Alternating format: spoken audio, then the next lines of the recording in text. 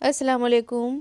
लेकर आई हूँ UGC net JRF paper 2 Urdu से मुताल्लिक़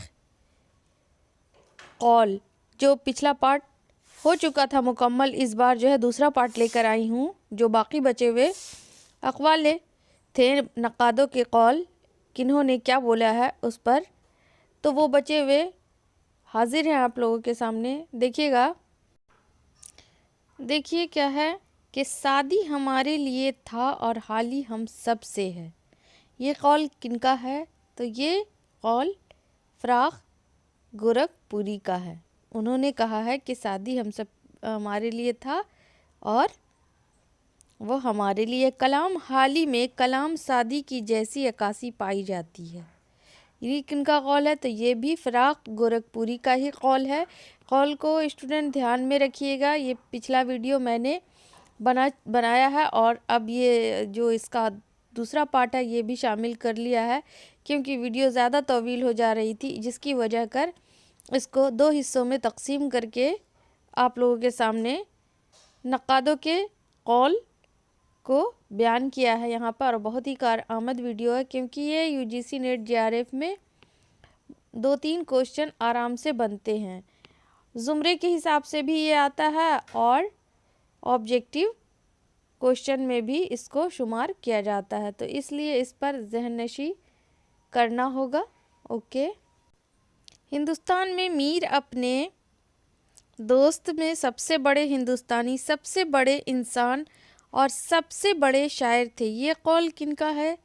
तो ये कौल भी फ़राख़ गोरखपुरी का है। बहुत सारे कौल उनके शुमार किए गए हैं। अब देखिए अगला है कि फ़राख़ उर्दू अदब का जॉनसन है। ये किसने कहा है फ़राख़ गोरखपुरी के बारे में? किनका कौल है? तो ये मोहम्मद हसन का कौल है। आगे देखिए कि फ़राख़ उर्दू शायर का स्कॉर वाइल्ड है। ये भी मोहम्मद हसन का ही कौल है। और अब देखिए अगला कि मजाज इनकलाब का ढिंढोची नहीं, इनकलाब का मुतर्रिब है। ये कौल किनका है? तो ये कौल मशहूर शायर फैज़ अहमद फैज़ का है। और अगला देखिएगा कि गज़ल की गर्दन बेतकल्लुफ़ उड़ा देनी चाहिए।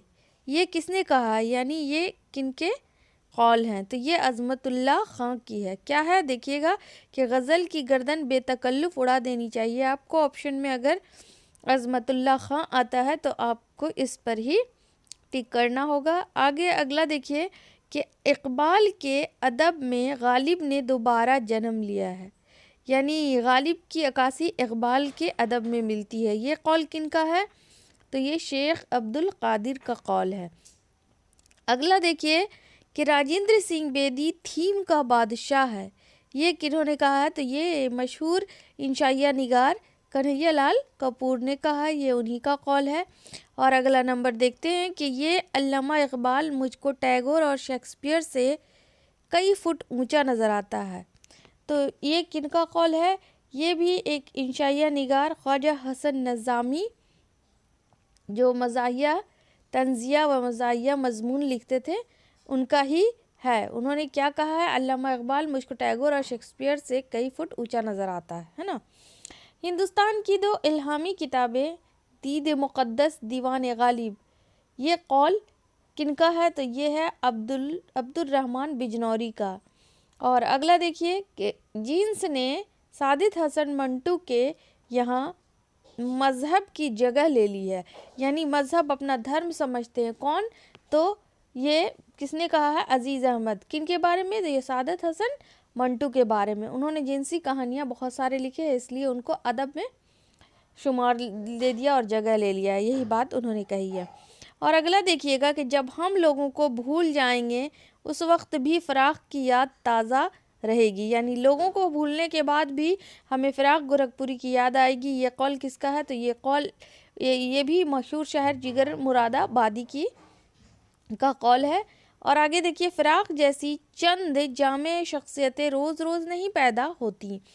फ़राख़ काफ़ी मशहूर शायर गुज़रे थे, उन पर हर लोगों ने अपने अपने कौल को, अपने अपने ख़यालात को बयान किए हैं। और ये कौल है मजनू गोरखपुरी का, क्योंकि वो बहुत सारे इनामात से भी नवाजे गए हैं, बहुत सारे उनको अवार्ड मिले हैं। फ़राख़ हुस्न जमाल की बोलती हुई रूह के शायर हैं। گوپی چند نارنگ کا قول ہے۔ اور اگلا دیکھیے کہ اگر قرآن اردو زبان میں اترتا تو ابوالکلام کی نثر میں اترتا۔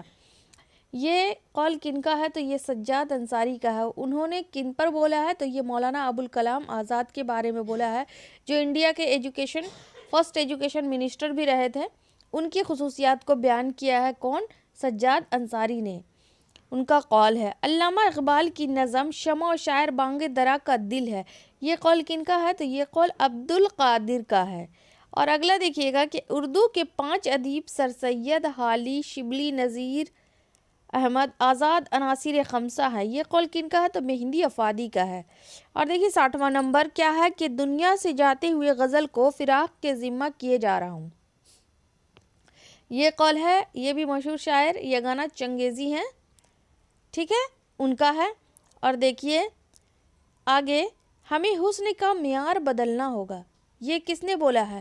تو یہ ایک بہت ہی فیمس سے ادیب تھے، یعنی افسانہ نگار، ناول نگار منشی پریم چند، انہوں نے کہا، یہ انہی کا قول ہے۔ پریم چند کو چلتا پھرتا گاؤں کس نے کہا ہے؟ یہ بھی ایک مزاحیہ نگار، انشائیہ نگار، مضمون نگار رشید احمد صدیقی کا قول ہے۔ کیا قول ہے؟ کہ پریم چند کو چلتا پھرتا گاؤں کہا ہے، ٹھیک ہے۔ آگے دیکھیے کہ پریم چند نے محنت کش کو افسانے کا ہیرو بنایا ہے، یعنی وہ محنتی انسان کو افسانے کا ہیرو بنا کر پیش کیا ہے۔ پریم چند کے بہت سارے افسانے آپ لوگوں نے بھی پڑھا ہوگا۔ یہ کس نے کہا ہے اور یہ کس کا قول ہے؟ تو یہ سید احتشام حسین کا قول ہے۔ آگے دیکھیے کہ انشائیت دماغ کی ایک ترنگ ہے، یہ لان جانسن کا قول ہے۔ اقبال اور جوش میں وہی فرق ہے جو ایک مفکر کی ہے، یہ قول کس کا ہے؟ خلیل الرحمن اعظمی کا۔ آگے دیکھتی ہوں کہ ہر ہفتہ شعر نہ کہوں تو میرے پیٹ میں درد ہونے لگتا ہے، اور یہ قول کن کا ہے؟ یہ جوش ملی آبادی کا ہے۔ کیا ہے؟ دیکھیے گا، دھیان دیجیے گا کہ ہر ہفتہ شعر نہ کہوں تو میرے پیٹ میں درد ہونے لگتا ہے۔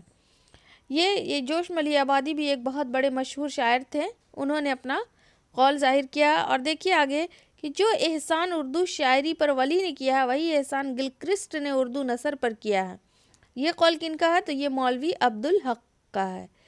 آگے دیکھتے ہیں کہ منٹو خدا تیرے قلم میں اور زہر بھر دے، یہ کس نے کہا ہے اور یہ کس کا قول ہے؟ تو یہ بھی ایک بہت بڑے افسانہ نگار کرشن چندر کا قول ہے، ٹھیک ہے۔ انہوں نے کہا ہے سعادت حسن منٹو کے لیے کہ منٹو تیرے قلم میں اور زہر بھر دے، یعنی وہ زہریلا اور بڑا ہی ترش انداز میں افسانہ نگاری کیا ہے اور لوگوں پر کامنٹ کیا ہے اس پر، اور جنسی اور اس طرح کی نفسیات پر افسانہ لکھا ہے، جن کی وجہ سے ان پر مقدمے بھی چلائے گئے تھے، ٹھیک ہے۔ اب دیکھیے غزل اگر اردو شاعری کی آبرو ہے تو غالب اردو غزل کی آبرو ہے، یہ قول کن کا ہے؟ تو یہ رشید احمد صدیقی کا ہے۔ آگے دیکھتی ہوں کہ شاعری دنیا کی مادری زبان ہے، یہ قول کن کا ہے؟ یہ بھی ہے رشید احمد صدیقی کا ہی قول ہے۔ موقف حکم حضور کے میں نے بھی اسی محاورے میں لکھنا شروع کیا جیسے کوئی باتیں کرتا ہے، دیکھیے گا دہراتی ہوں کہ موقف حکم حضور میں کہ میں نے بھی اسی محاورے میں لکھنا شروع کیا جیسے کوئی باتیں کرتا ہے، یہ بھی قول دھیان دیجیے گا، یہ مختلف نثر نگار میر امن جنہوں نے باغ و بہار لکھا تھا ان کا قول ہے، اس کو پھر سے آپ ریوائز کر لیجیے گا، یہ آ بھی سکتا ہے نیٹ میں، یہ بہت دنوں سے نہیں آیا ہے، یہ ہمارے نصاب میں میر امن بھی ہیں تو ان کا آ سکتا ہے۔ اب یہ دوسرا پارٹ مکمل ہو چکا ہے قول سے، اقوال زری سے۔ ملتی ہوں نیکسٹ ویڈیو میں، اللہ حافظ۔